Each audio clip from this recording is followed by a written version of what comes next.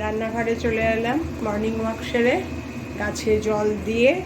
তোমাদের সঙ্গে সেগুলো আর শেয়ার করিনি।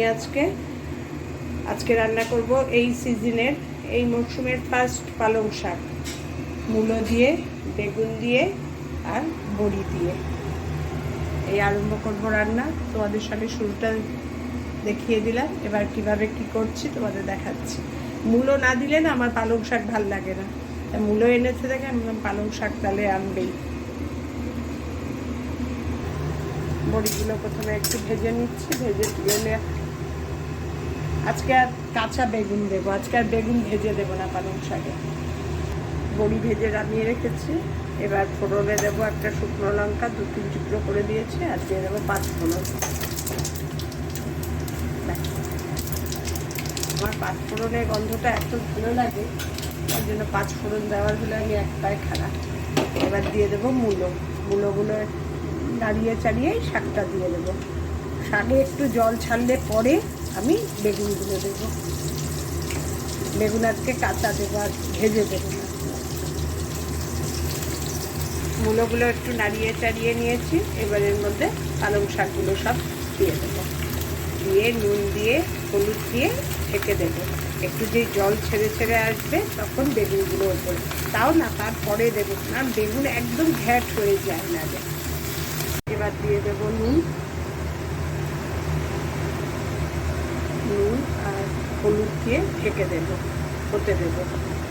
এবারই তো জল ছেড়ে একাকার হয়ে যাবে ঢেকে দিলে। আর এই এত ভর্তি দেখছো তো কড়াইটা, একদম নুয়ে অল্প একটু হয়ে যাবে। ঢেকে দিই, পরে আবার নাড়াবো, একটু নিয়ে যাক। নুন আর হলুদ দিয়ে ঢেকে দিয়েছিলাম, দেখো তেতিয়ে কতটুকু হয়ে গেছে। এরপরে তো আরও প্রিপারেশান হলে আরোই হবে। এবার ওপর নিচ করে একটু নাড়িয়ে দেবো। জল দেখো কত জল ছেড়েছে, এই জলেই মূলও সিদ্ধ হবে, পালং শাকও সিদ্ধ হবে। এবার গ্যাসটা একটু কমিয়ে দেবো, এখন আর ফুল ইয়েতে রাখবো না।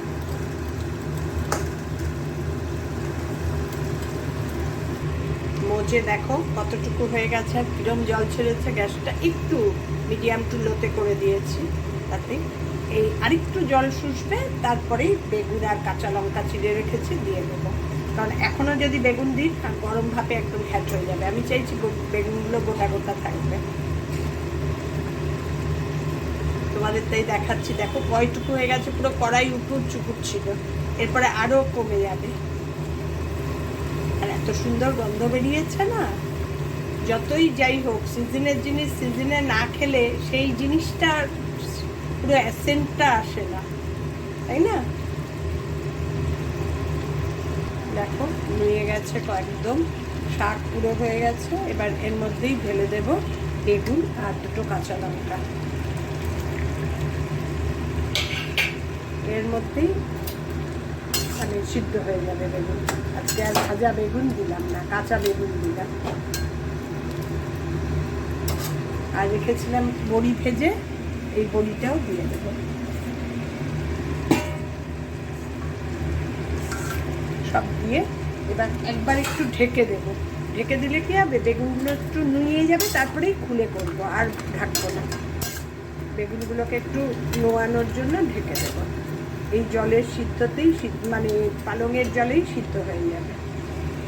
বেশিক্ষণ না, 2-4 মিনিট ঢেকে দেবো, তারপরে খুলে এবার পুরোটাই খুলে হবে। বেগুন দিয়ে কাঁচা লঙ্কা দিয়ে ঢেকে রেখে গেছিলাম, আর বড়িও দিয়ে দিয়েছিলাম। এবার আসছি, দেখো কি কন্ডিশন। বেগুনগুলো দেখো একদম নিয়ে গেছে, কালার চেঞ্জ পুরো, বেগুন সিদ্ধর পুরো কালার চেঞ্জ।